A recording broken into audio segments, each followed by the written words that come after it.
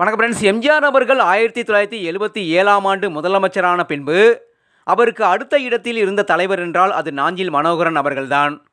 மனோகரன் அவர்களுக்கு நிதி அமைச்சர் பொறுப்பை கொடுத்த எம்ஜிஆர் அவர்கள் அமைச்சரவை கூட்டம் நடக்கும் போதெல்லாம் நாஞ்சிலார் அவர்களை தனது அருகில் அமரச் சொல்வார். முக்கிய முடிவுகள் எடுக்கப்பட்டவுடன் அதை அமைச்சர்களுக்கு அறிவிப்பது நாஞ்சிலார் அவர்கள்தான்.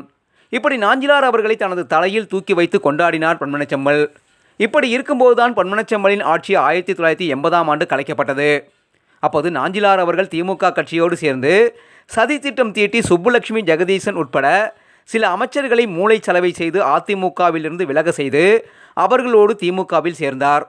அதிமுகவின் முக்கிய அமைச்சர்களே திமுகவில் சேர்ந்து விட்டதால் அதிமுக வெற்றி பெறாது என்று பேசப்பட்டது. ஆனால் கூட இருந்தே குழிப்பறித்தாலும் கொடுத்தது காத்து நிற்கும் என்ற பொன்மனச்செம்மலின் பாடலுக்கு ஏற்ப அவரே மீண்டும் வெற்றி பெற்று முதலமைச்சரானார். இந்த வீடியோ பிடிச்சிருந்தால் லைக் பண்ணி ஷேர் பண்ணுங்கள்.